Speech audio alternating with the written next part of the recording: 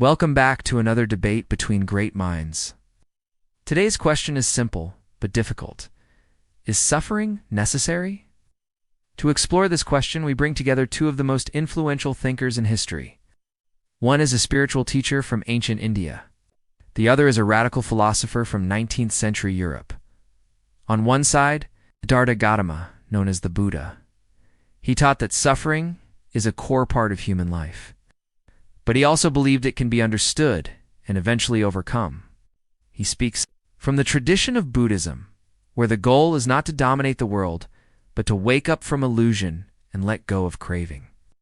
For the Buddha, suffering is not necessary.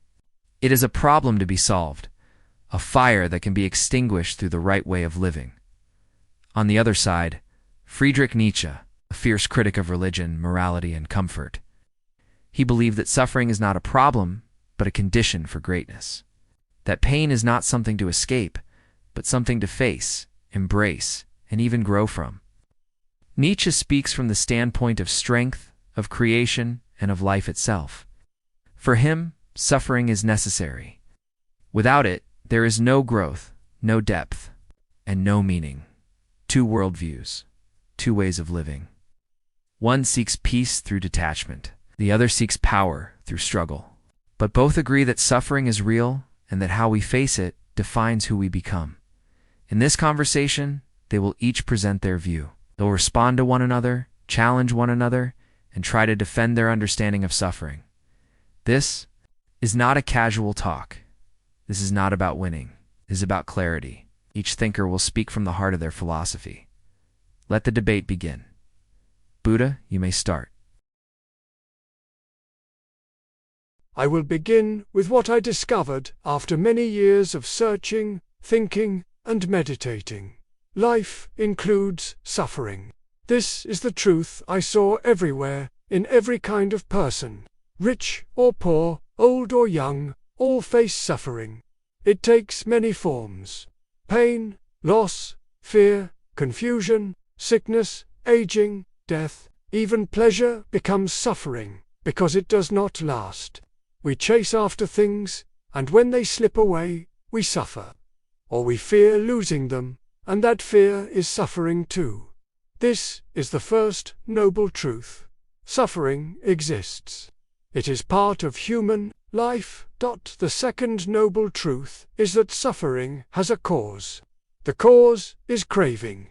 We crave pleasure. We crave safety. We crave identity. We crave to hold on to what we like and push away what we don't. But the world does not bend to our cravings. It changes. Everything we hold on to slips through our fingers. This gap between craving and reality creates suffering. We also cling to the idea of a fixed self. We think there is a permanent me that must be satisfied and protected.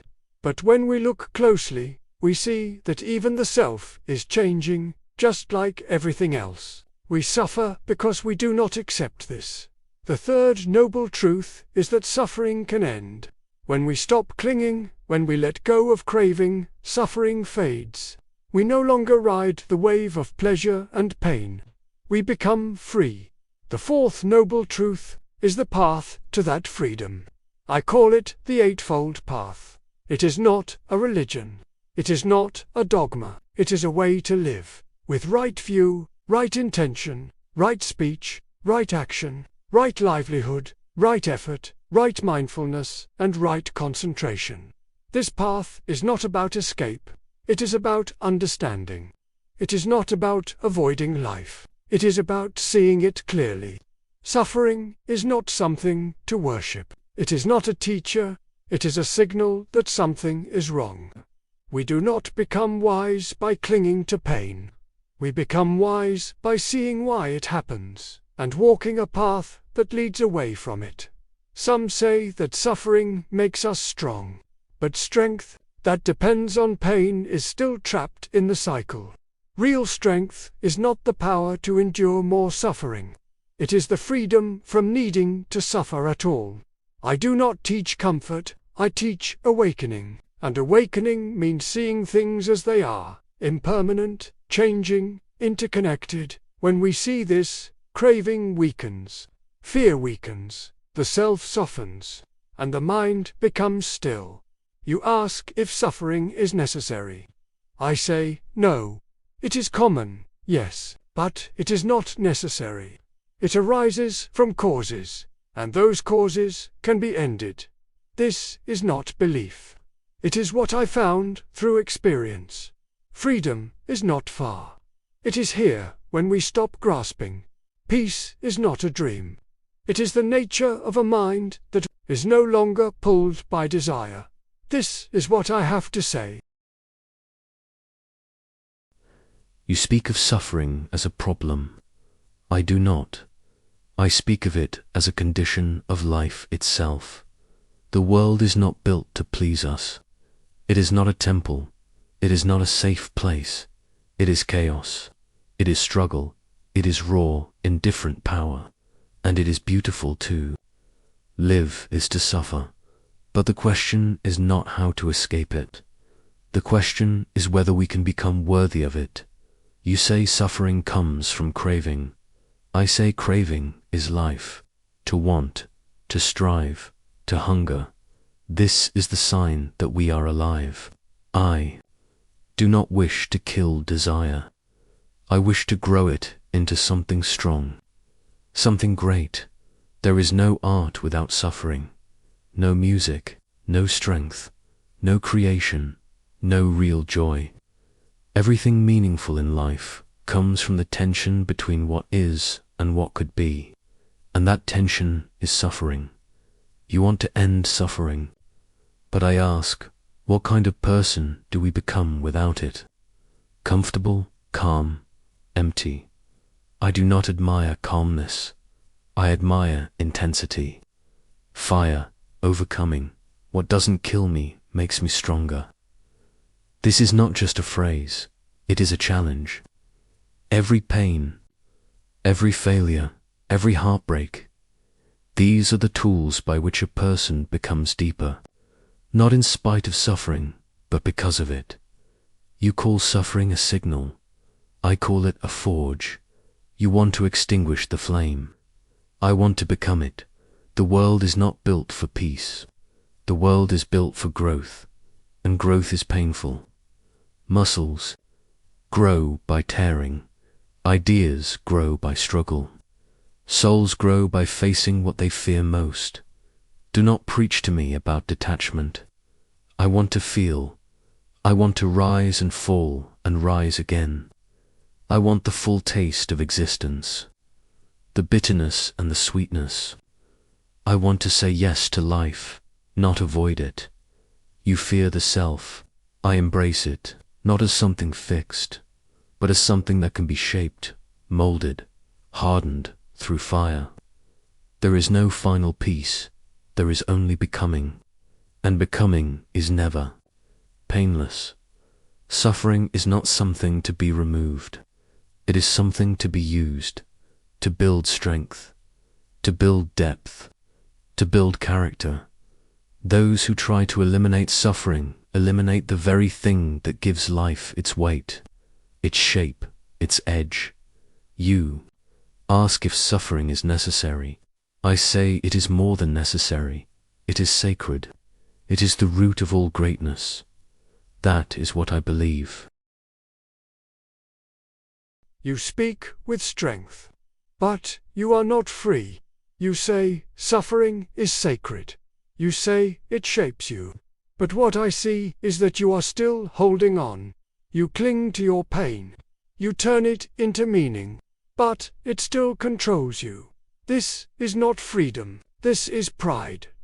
You say craving is life, but craving is not the same as living. Craving is the feeling that what is here is not enough, that we must always chase something more, that we are not whole unless we become something greater.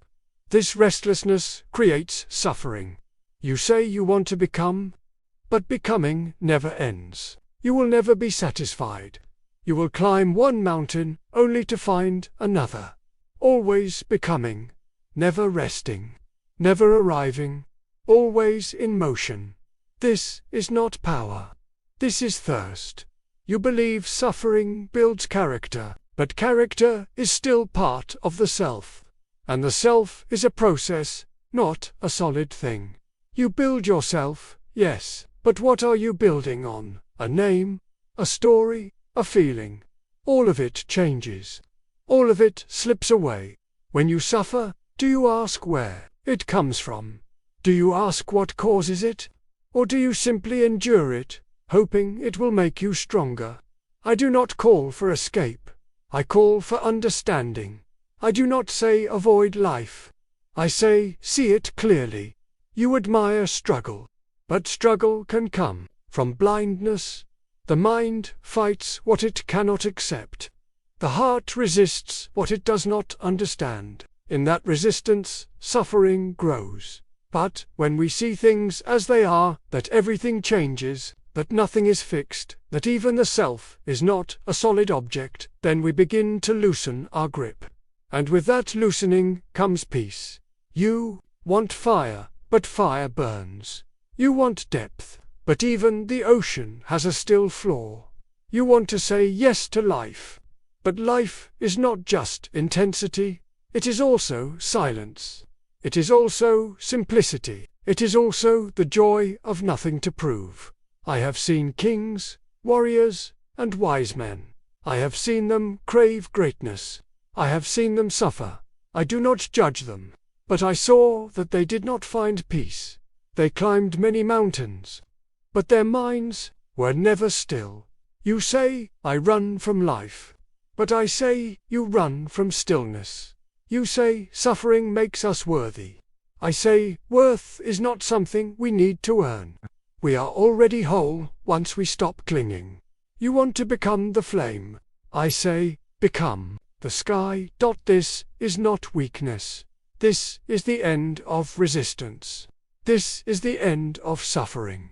That is what I have found.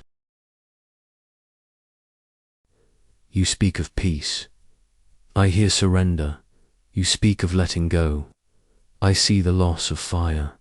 You speak of freedom, but I see a calm prison, a quiet rejection of everything that makes life great. You call the self an illusion, but who then thinks, creates, acts, chooses, who watches the stars, who paints, who loves, who dares? It is the self, not a fixed self, no, but a moving, shaping, fighting force, a force that must not be denied, a force that becomes more through its struggle. You speak as if peace is the goal. I ask, why is peace the highest good? Why is stillness better than storm?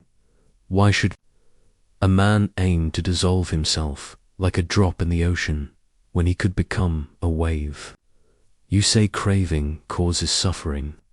I agree, but I do not see this as a flaw. Craving is how life grows. The plant craves the sun, the artist craves form, the thinker craves truth. Without that drive, we are nothing but dust. You say, I am not free, but I say freedom is not comfort, it is not release. It is the ability to shape oneself, even when it hurts, especially when it hurts. You fear the endless mountain. You call it thirst. I call it creation. I call it the will to power, not power over others, power over oneself. The ability to suffer and still move forward, to fall and still rise, to burn and still choose to burn again. You talk about seeing things as they are, but the strongest minds see not only what is, they see what could be. They do not sit in stillness. They build, they transform. Yes, I reject your peace, not because it is wrong, but because it is too small. The human being is not meant to dissolve. The human being is meant to become. You call my path restless. You are right, but in that restlessness is greatness. In that tension is beauty. In that fire is life. You let go, I hold on. You disappear. I endure, and in that endurance I find meaning. That is what I believe. You speak often of becoming, but becoming without end is suffering without end. If your path is always forward, always reaching, always climbing, then when do you rest? When do you know peace? You say struggle gives meaning, but meaning built on pain is still pain. Meaning does not erase suffering. It only justifies it. This is not liberation. It is decoration. You believe in shaping the self, but you ignore that the self you shape will also vanish. All things rise and fall. This is not weakness. It is truth. Even the greatest statue will one day turn to dust. Even the strongest body will decay. If we do not see this, we build on sand. You say letting go is small, but letting go of craving is the hardest thing anyone can do. It is not passive, it is powerful. The mind that no longer clings, no longer resists, is not hollow. It is free. To hold on endlessly is not strength. It is fear. The fear that without desire, you are nothing. But the one who lets go sees that he is not nothing. He is part of everything. You speak of peace as if it is the goal of life. I say it is the end of life. Peace is what you find in a graveyard. Silence is what you hear when the will is dead. You say my meaning is just decoration. No, my meaning is forged. I do not hide from suffering. I carve through it. I use it. I turn it into strength, into insight, into beauty. That is not hiding. That is mastery. You talk of dust and decay. Yes, I accept it, but I do not bow to it. I dance in spite of it. I create, knowing it will end. That makes it more sacred, not less. You want to dissolve the self. I want to build it. Even if it fades, I will shape it while I can. I will burn brightly, even if the fire goes out. You call letting go powerful. Maybe it is, but it is not for me. I do not want to escape desire. I want to direct it. I want to make it mine. I do not want freedom from suffering. I want the freedom to choose how I suffer. That is where power begins. You confuse intensity with depth. The flame may burn bright, but it burns quickly. It feeds on what it touches. That is not wisdom. It is hunger.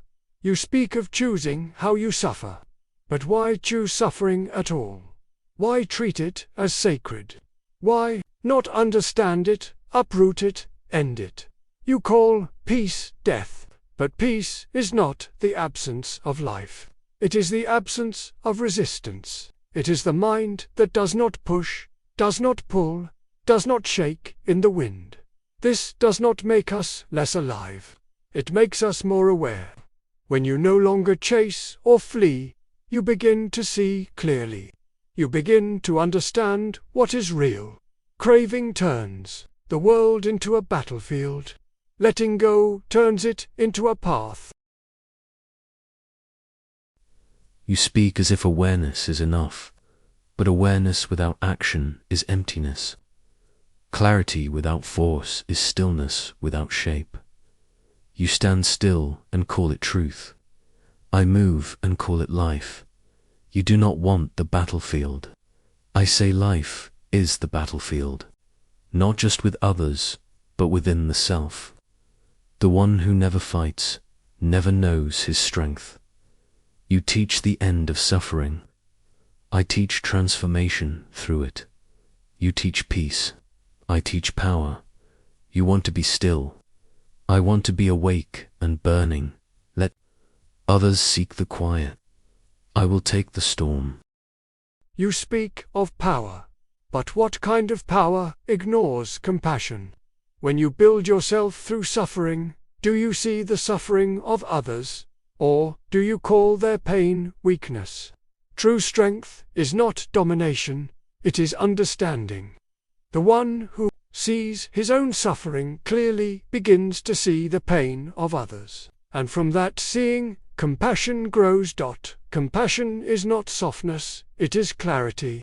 It is the natural response of a heart that no longer clings to itself. When you stop fighting for me, you begin to care for we. You speak of dancing in the storm, but the storm hurts many people. It does not just shape you. It destroys others. If you call that beauty, then your beauty is blind. I do not teach escape. I teach the end of harm. And the path to end harm must begin with compassion. You speak of compassion as if it is the highest good. I say it is a danger. Compassion can weaken. It can protect what should be broken. It can slow what must grow. It can smother strength in the name of kindness. When you feel the pain of others too deeply, you forget your own will. You become a mirror for their weakness. You lower yourself to spare their feelings. Pity is not virtue, it is decay. It turns noble people into caretakers for the sick and calls it moral. I do not say we should be cruel, but we should not kneel to suffering. Not in others and not in ourselves. Let people rise.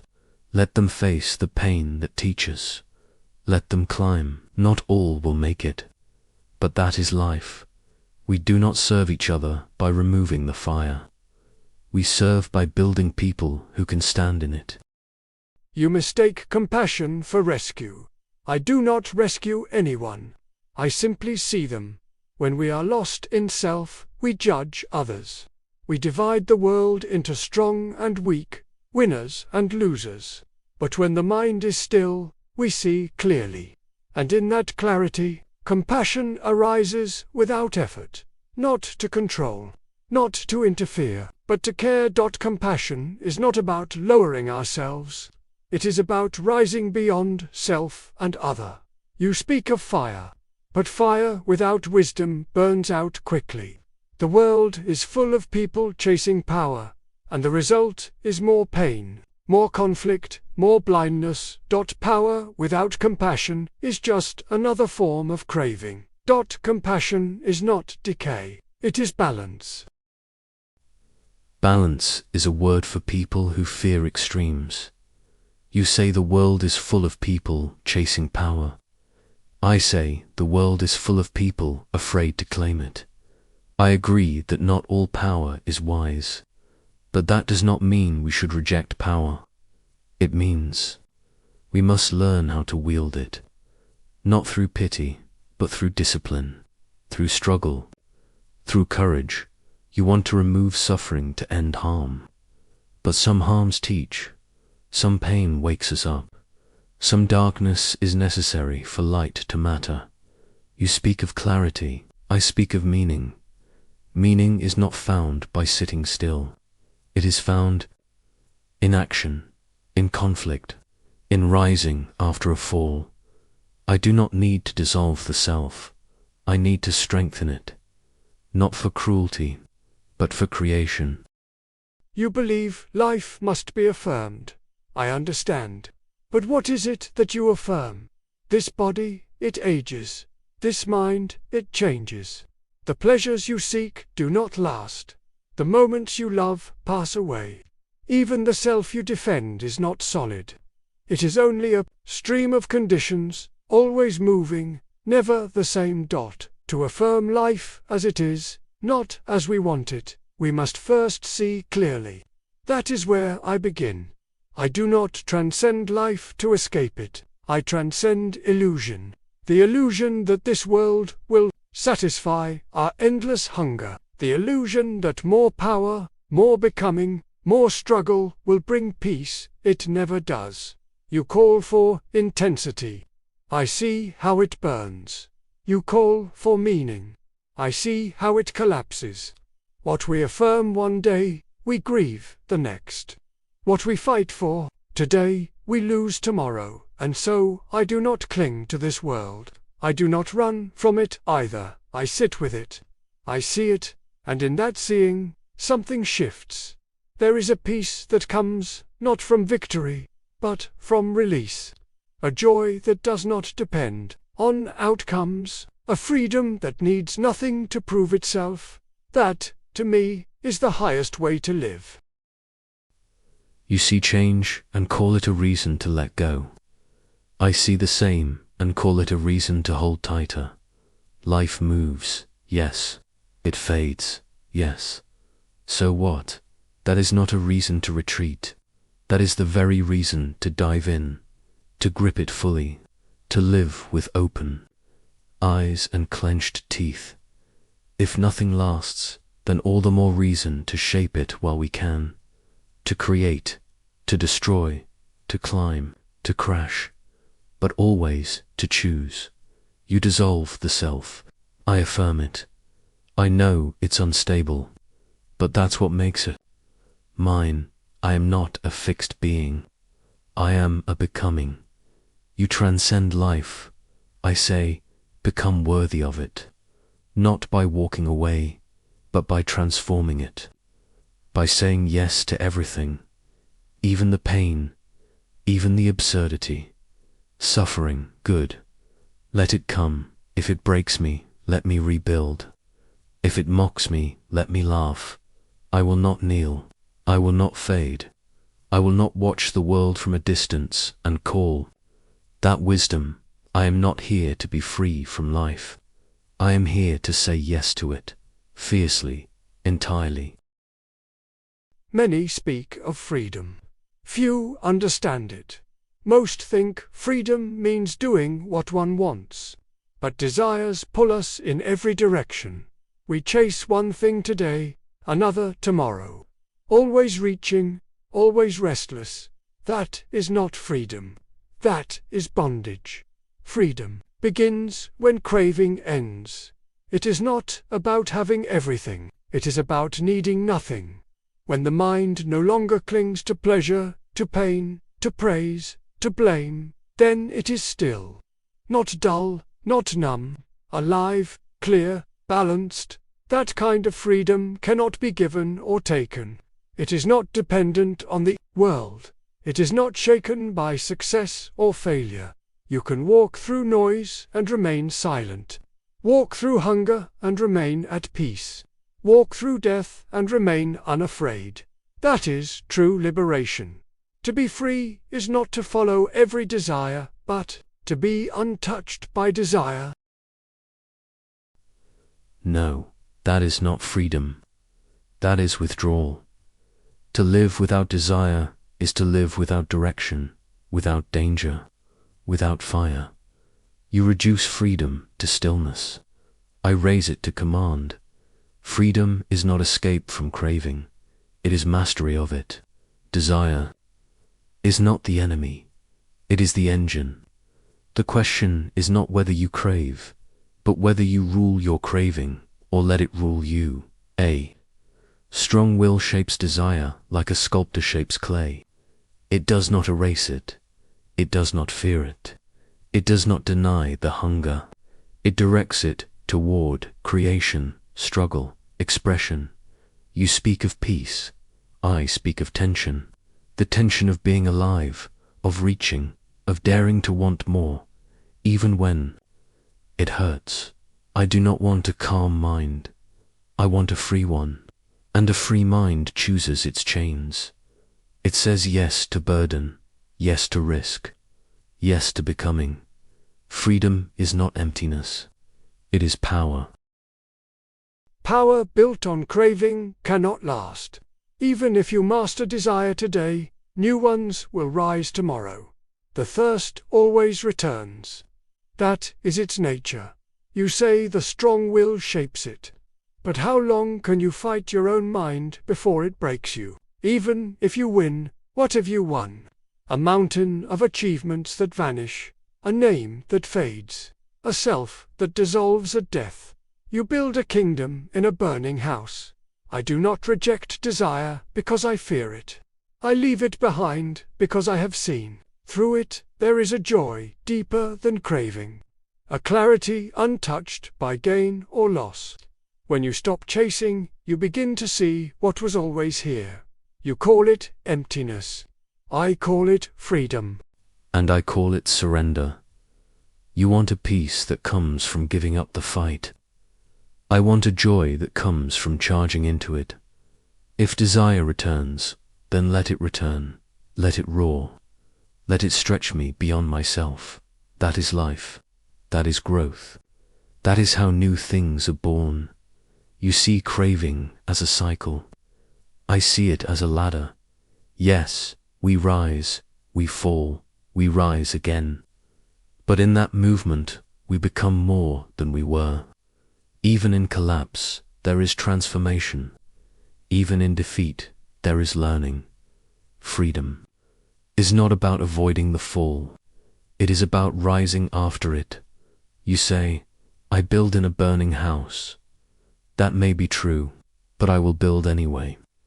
I will paint the walls with fire. All beings suffer. Birth is suffering. Aging is suffering. Death is suffering. Separation from what we love is suffering. Living with what we dislike is suffering. Even grasping for pleasure becomes suffering when it slips away. But suffering is not the enemy. It is the signal that it tells us something is wrong with how we see. It points to clinging, to ignorance, to the mistaken belief that we can make anything permanent. When suffering is seen clearly, it becomes the doorway to freedom. Not through endurance, not through resistance, but through understanding. We do not overcome pain by glorifying it. We overcome it by seeing its cause, craving, and letting go. You see value in pain. I see its end. You see strength in enduring it. I see wisdom in stepping beyond it. The one who understands suffering deeply no longer needs it. With fire.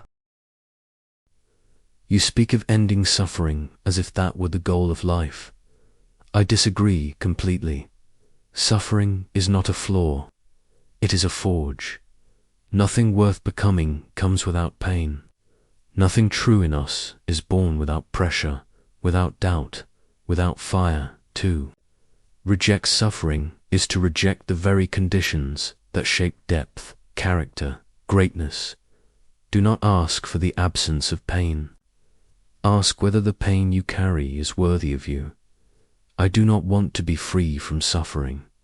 I want to be worthy of it. I want to use it, refine it, wrestle with it. I want to become harder, deeper, sharper because of it. Some people are broken by pain, others are born through it. If you want a life without suffering, you must give up the heights as well as the depths. You must trade the storm for a quiet sea, but nothing grows in still water. I choose the mountain, even if it wounds me. Even if I bleed, I choose to climb. Yes, the mountain can shape us, but must we always climb? When does it end? When is enough enough? You call pain a teacher, but teachers are meant to be outgrown. If you suffer endlessly, what have you truly learned? The point is not to become invincible, it is to become free. If pain is always needed to feel alive, then peace becomes impossible. You are forever reaching, forever restless.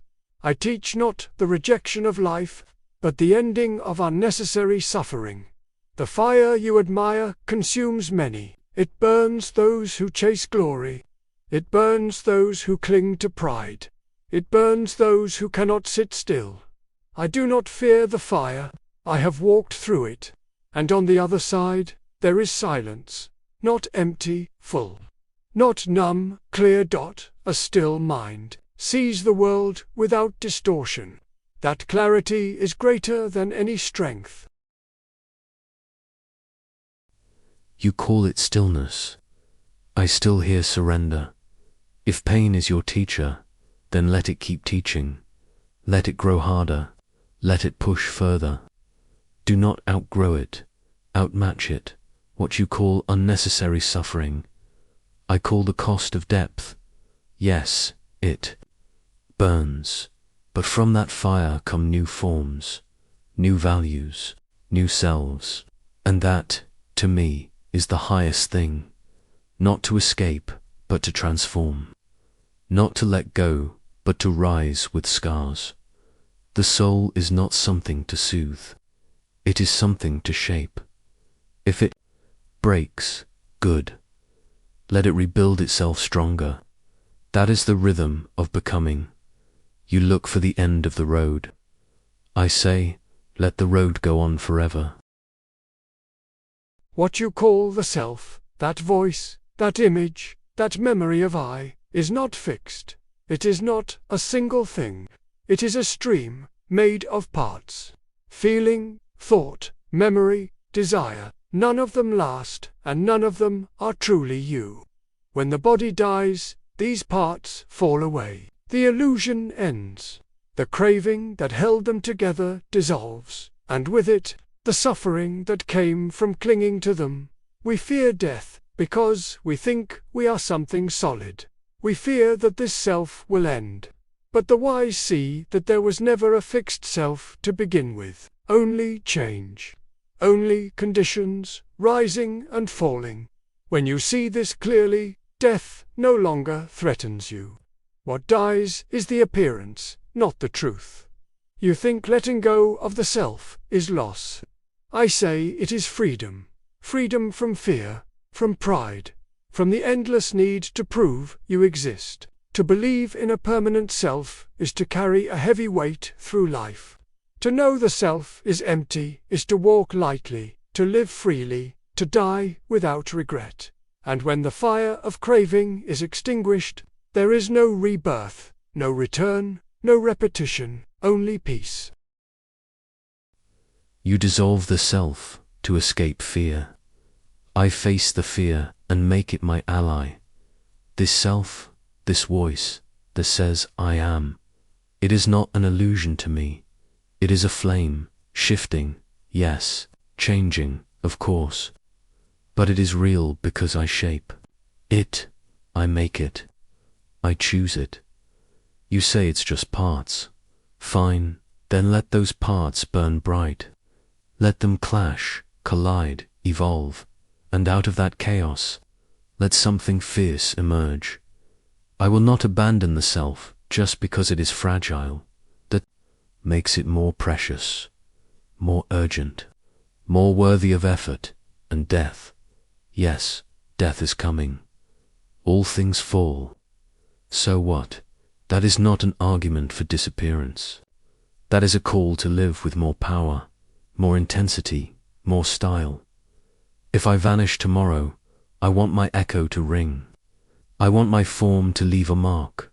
You vanish into silence. I want to leave thunder. You end the cycle. I embrace its return. I want to live again, not to escape suffering, but to say yes to it again and again, even knowing it will hurt, even knowing it will end, because to affirm life fully in its tragedy, in its brilliance, in its chaos, is greater than peace. When the body dies, the mind does not vanish. Its tendencies, its habits, its cravings, they continue. Like a flame lighting another, one life gives rise to the next. This is not the rebirth of a soul. There is no fixed self to transfer. It is the continuation of causes and conditions. Craving binds it, karma shapes it. And so the wheel turns. We are not punished or rewarded by a god. We are shaped by our own actions. Whatever we plant, we harvest in this life and in those that follow. But this cycle is not beautiful. It is not sacred. It is the wheel of suffering, spinning endlessly through birth and death, hope and loss, grasping and grief. You speak of eternal return as something to embrace. I see it as something to end. If you truly understood what it means to live again and again, through ignorance, through pain, through the same hungers returning like smoke, you would not praise it. You would seek the way out. And there is a way out. When craving ceases, the wheel stops. No more becoming, no more rebirth, no more return. Only stillness, liberation, the final peace that is beyond coming and going. Let the wheel turn. Let it burn. I do not ask for escape. I ask for strength. The eternal return is not a curse. It is the highest challenge. It says, live your life as if you had to live it again, exactly the same, not once, but forever. Would you weep? Would you collapse? Or would you stand, smile, and say yes? That is the measure of your power. That is the test of your spirit. You want to be free from the cycle. I want to be worthy of it. If I must suffer again, good. Let me suffer better. If I must lose again, good. Let me lose with more fire. If I must die again, good. Let me meet it with open eyes. I do not want to disappear. I want to return. Not to cling, but to affirm. Not because it is easy, because it is hard. The eternal return makes life heavy. That weight is not a burden. It is a mirror. It asks you, do you love this life enough to carry it again? And if you can say yes fully, without denial, then you have become who you are. You call that bondage. I call it greatness. You speak boldly, with fire, with force. But beneath your strength, I see a man wrestling not just with suffering, but with meaning itself. You speak of affirming life, of saying yes to all of it. But what are you affirming? Is it joy? Is it pain? Is it the self, the struggle, or only the will to endure it? You reject peace because you think it is weakness.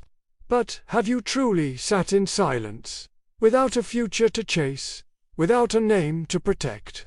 Have you ever looked within and found nothing, and not been afraid? You glorify suffering, but you do not yet understand it. You want to shape it, conquer it, wield it. But even the strongest hand must one day let go. You still crave becoming. You still crave form. You still crave weight, and sound, and permanence. And that is why you suffer, and will suffer again. There is a place beyond form, beyond flame, beyond the need to rise and fall. It is not numb, it is not hollow, it is the end of thirst. The end of fear. The end of self. I offer not comfort, but release. Not escape, but clarity. You do not have to burn forever to feel alive. You can be free. You offer stillness. You offer peace.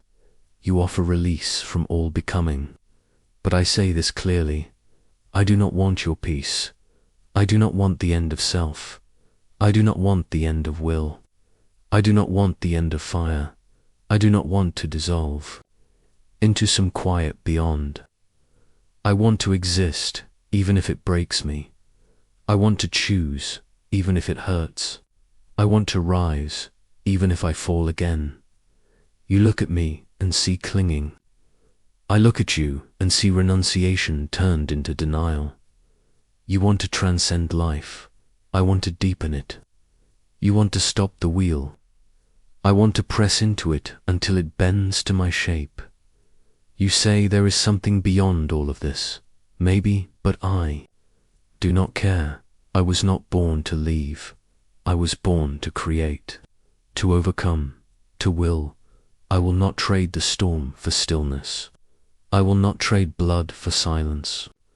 I will not trade this brief flash of fire for some pale, perfect void. If I must burn, I will burn brightly. If I must suffer, I will suffer with teeth bared. If I must return again and again, I will return with a roar. You can keep your ending. I choose the fight. Each being must walk their own path. You have chosen yours, with strength, with pride, with defiance. I do not condemn it. There is courage in your fire. There is honesty in your struggle. But I see the cost. The exhaustion. The endless hunger. The weight of affirming everything, even what wounds you. You think freedom is power. I have found it in letting go. You think meaning comes from saying yes to life. I have seen meaning arise when one stops grasping and simply sees. You will burn, you will rise, you will fall. Again and again. But when the fire has spent itself, when you have climbed every peak and still find longing in your chest, remember, there is a peace not built on force, and it does not ask you to surrender who you are. Only to see clearly that what you are is not fixed, not permanent, not separate. You do not need to disappear, only to awaken. When you are ready to be free, the path is here. You offer freedom from suffering, but I am not looking for escape. I am looking for life, and I find it in the struggle. You walk away from fire. I walk into it. You have found peace. I have found will, and maybe both are needed in different seasons for different souls. I do not reject your path. I simply cannot walk it. Not now, not yet. My spirit says yes too loudly. My blood still wants to sing. I will keep becoming. I will keep affirming, even if it costs me everything, because that is the only way I know how to be.